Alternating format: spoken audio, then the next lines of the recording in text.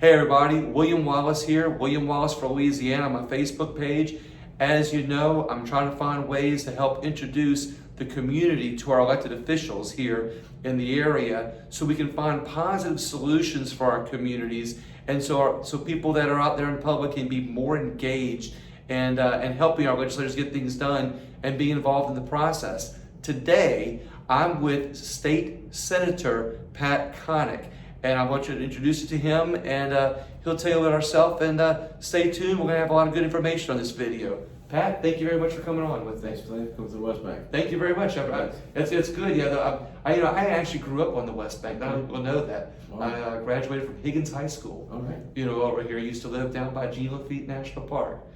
Great place to live. I'm born and raised since 1961. So. Oh, really? So you grew up on the West Bank? Grew up not too far from here. Maybe you can walk in 10 minutes to my house. But this was our playground back up in Shaw, the fields up in the woods. It was 8 of us growing up in this area, and we love it. I love it.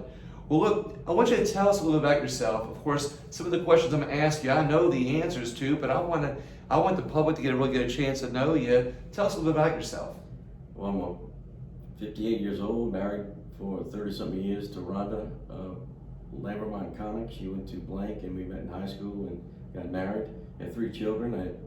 A son went to Notre Dame, a daughter went to Rhodes in Memphis, and another daughter went to LSU Nursing. They all doing well. I'm a grandfather of 2 Italian boys and 1 on the way. So. Well, you're a grandfather? Yes. You look old enough to be a grandpa. I don't know, I feel old, but it's they fun to be around. Hanging out with them is a joy. So. See, these are good pieces of information I want to point out to the public. When you find somebody like yourself who's been married for a long time, and you have those kind of things that those kind of testaments that you can talk about, that's a good thing. Well, is there something about the public that doesn't know? What do you do for a living on the outside of being a state rep? I'm an attorney, and I am a trial attorney, and I represent people who are injured. And sometimes we get a bad rap, but the folks that I take care of and I represent and advocate for are truly people who have been hurt and who are in need of legal representation. And it's I enjoy my job. I work hard at it, and I've been successful at it. And unfortunately, we get these billboard ads and these TV ads. That's not true in my mind. Being a real lawyer, that's a mass production type of thing, but the cases I look for are real people who are legitimately hurt, and that's how I make my living. Right. And I love to get involved in politics like I have been, and try to do what's best for the community, best for the state. And those are my 2 aspects of my life. My family is first, and my jobs of being a state legislator, and taking care of my clients. That sounds like you have a lot of passion, because just being a legislator, not a lot of people realize, and I want to point this out today, is that a lot of people don't realize that our state legislators on the House side and on the Senate side, this is technically a part-time, so it's a full-time job for part-time pay. However, it's a full-time, it's full-time hours pretty much, and you're still just getting part-time pay. So you got to have a job on the outside, but it just shows your passion for the community, that you want to help people. Yeah, and I have faith that it takes a lot of time to be in Baton Rouge to do it the right way. Up there, knowledge is power, and the only way you get knowledge is to look into the budget, look into the issues, and see where the truth lies. And if you go up into a committee hearing knowing the facts, the truth, right, knowing the numbers, you can't be defeated, because you know what people are telling you. You know it's not true sometimes, right, and so you're able to question them, and that's what I enjoy doing. Get to the truth, getting the facts out there, and making sure that we improve the state as best we can. And one of the examples is when I first got in 2008, we had this monstrosity government called the Crescent City Connection. I started looking into where was the money going. There was 200 employees. Oh, the whole thing. The toll issue. And people were saying we got to keep it. I said, no, you don't, because they're collecting $22 million a year, spending on salary and benefits. The West Bank was promised 10 projects, up ramps, down ramps, and landscaping. None of that took place for 18 years. So where was the money going? I mean, by spending the time and doing the research, we found out it was going to their friends and families. I mean, it was crazy. And then by working it and years after years, we finally got rid of it. And ask anybody on the West Bank, we're so much better off without the tolls than with the tolls. And you were one of the ones leading the charge on that. I did it, but had a lot of help. Mike Teachworth, Pat Hand, and the community. And I used to be early on get emails from citizens who get involved and they see something and they said, I want to help. How can I help? And we had a team that grew from that, and we're still friends today. Yeah. It's the citizens that get involved and help support. Without them, I wouldn't have been able to do it. But I'm glad you brought that up. That's one of the reasons why I'm doing these videos, is because I want the citizens to be involved. I want to find a way, to get citizens involved in the process. So many people are just becoming complacent these days, and it's good legislators like you that's coming in and doing things and getting the community involved. And when the community sees these videos, they might be motivated to be involved in helping somebody like you. And that was over from 2008 was 2012 was the battle for the bridge. That's how long it took, but we finally exposed it and got rid of it. The issue now is I'm seeing the folks in Harahan and River Ridge. They are coming up and standing up for themselves with the air pollution and the toxic air, and that's we are on the West Bank have been hit with. The folks in Wagaman are hit with, and they have been standing up, and because they've stood up and made their voices heard. Things are happening. Right. Chemical companies are just coming in, building these chemical plants, getting tax incentives, tax-free. Right. And only creating 15 jobs. You saw that last week in Oswego. Yeah. They had a communist Chinese company wanted to come in, build a $500 million plant in Oswego, chemical plant, use our air, use our river, use our water, and give us nothing. Right. So enough. And I think the Oswego City Council did the great thing by just stopping it easy. And stopping it quickly. And that's we got to look at these deals. We talk about economic development. What was the benefit for that plant that they were going to they proposed to build in Oswego? Right. Very little. Very little. We got to realize that we have with the river the 4 aces in a card game. Currently, we're folding over and okay, come build your plant.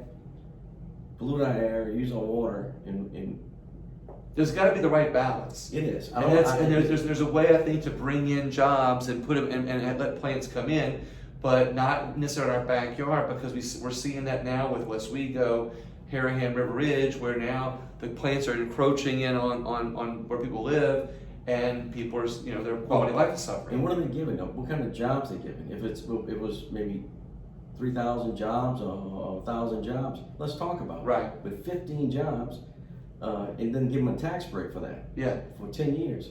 That money, which could go through our school system to pay teachers and to benefit, to prop up the whole entire state. And I think if Donald Trump was looking at that deal that we've given him, like they proposed, he would have said, no way. Right. Let's get a little tougher with these foreign companies who come in, use our natural resources and give us nothing in return. And that's something I want to look more into in a session.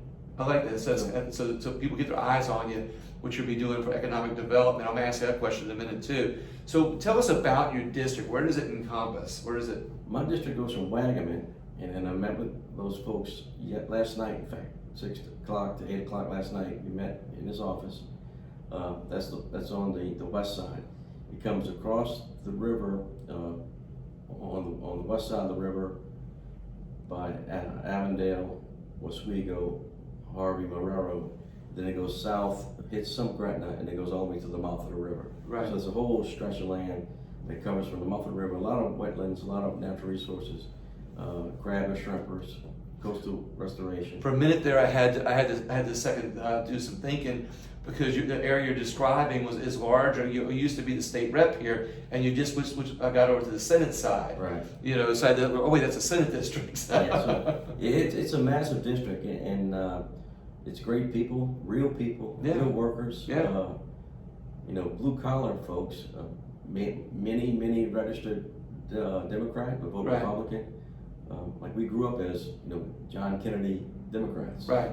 But I'm a Republican, but I'll vote by district, and I vote the people that need to be represented, and I think that has gotten me along the way, but, had 4 elections with no opposition, so. Well, every time that I've met with you, you seem like a very real person and very on a level with regular people. And I've always appreciated that about you. That's something that if you ever get a chance to meet him, you'll see what I mean by that. So, and is there anything about your district that sticks out that people should come to see it? No, we have, right next to the road, you can hear the traffic a little bit. It is Barataria Boulevard. Yeah. And every day you have tourists coming from New Orleans, and they go down to Lafitte and Barataria. They get on the boats and they go on swamp tours. Your district covers that. All that. Yeah. And on the weekend we drive down there, like Olio's restaurant or Bayou de Famille restaurant. It's a nice drive, and it's good food down there. I like people and.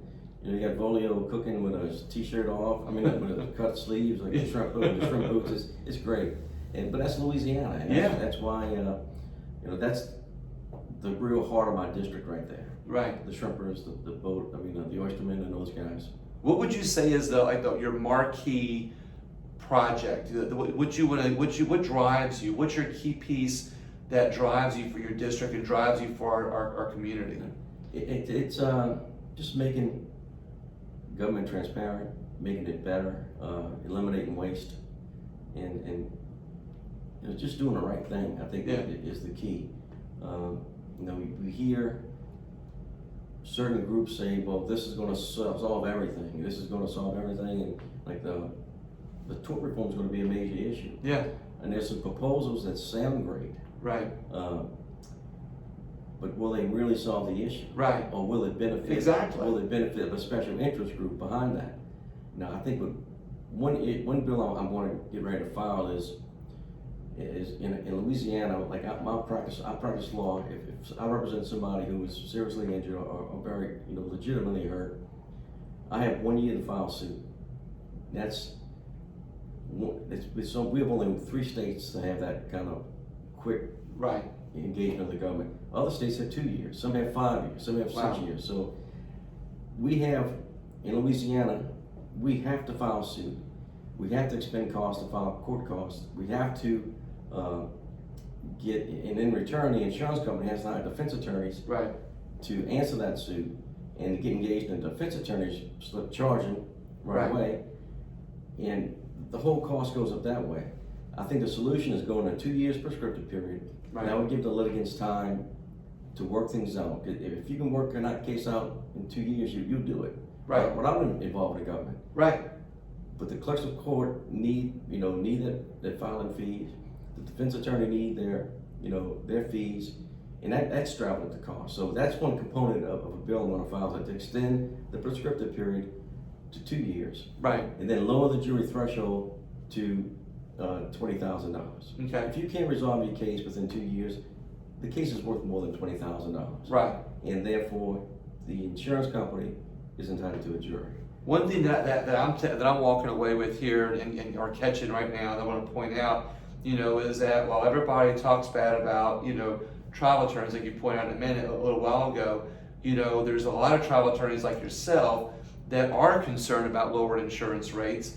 And you have a different way of doing it that you'd like to talk about. Yeah, those billboards make me cringe. Those TV commercials make me cringe. Yeah, because it's not.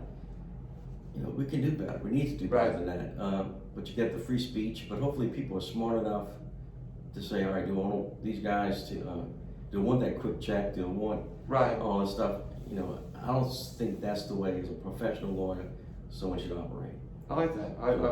I like the fact that you went legitimate, that makes this a legitimate thing. And these guys suck up a lot of cases, and it makes it difficult for firms like myself. I'm a solo practitioner, to make it through, and it gives a bad name. Right. And when we shouldn't have a bad name, I think it's being a lawyer and being a trial attorney advocating for a client is something to be proud of. So you're finding that balance of helping people and helping the state lower their insurance rates with some new ideas. But which speaks to how do we fix economic development in Louisiana? Do you have of course we could talk for hours on that, I'm sure, but is there anything that you can think of offhand that might? I remember if you go along the river on the west bank, you have acres and acres and acres and miles of property that's been abandoned. It's a lot of it. It's old factories, Celotex, Avondale. Yeah. We got to ensure, we got to make that available to good businesses, not chemical companies and petrochemical companies that can pollute our air and can blow up in the future. I met with a group of guys on the Celotex plant, and this going for 2 miles along the river in wide open spaces where they used to keep these just gypsum board. They're looking to do a one-stop shop Netflix type of production for movies that would, you know, companies would come in, film their production all in one area here. Yeah. We have the space, and there's something working with that. Right. That's the kind of industry that would be nice. It'd be fun to have. I like it when the movie industry is here. And you know, Billy Nungesser points out a lot, you know, that there's a lot of people from all over the world that come to Louisiana just to see movie sets. Right. And then, you know, we got Fuji Oil that's being developed. We got U.S. Foods that's being developed on the side of the river. We got the Jetco Park. We have the travel baseball park being developed over here on the West Bank. I'm working specifically on a Madonna Manor property to renovate those buildings. Those were built in 1925 and 1925 and 1945. There's a series of buildings that were built. Spanish architecture, well done, solid construction. If it was in a city of Kenner or Oswego or New Orleans or Gretna, this would have been renovated years ago. But it's unincorporated Jefferson Parish. Gotcha. So, but we worked a deal with the Archdiocese to take over a 100-year lease for this property, and hopefully you can show them some pictures of it. It's gorgeous architecture, and then we put roofs on it and saving it so it won't just be destroyed by a bulldozer.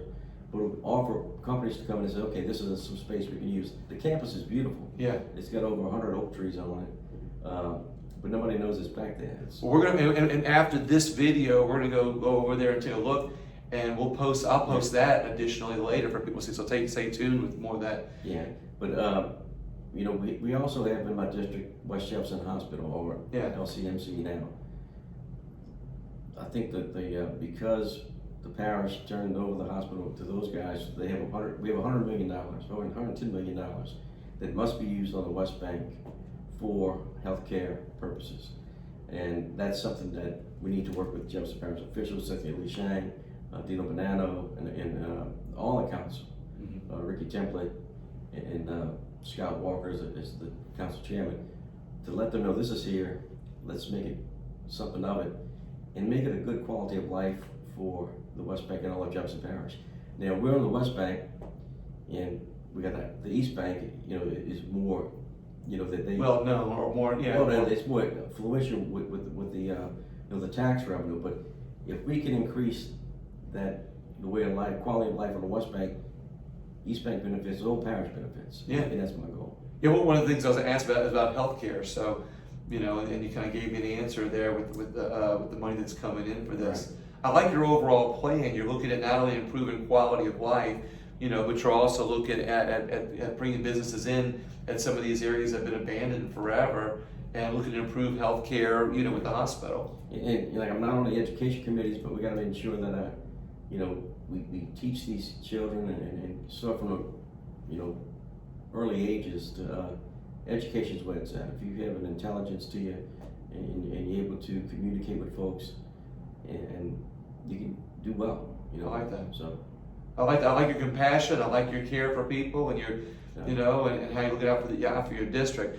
Well, everybody, we're gonna cut this short here in a second, and be able to we're gonna do another video with Pat here in a little bit to show about the area that he's talking about. So stay tuned for that. But in the meantime, I want to thank you for tuning in. If you liked this video, please share it with your friends. We're trying to get more people engaged here on William Wallace, Louisiana. Thank you very much for your time, and have a great day. Pat, thank you very much. I appreciate it. Good job. Thank you.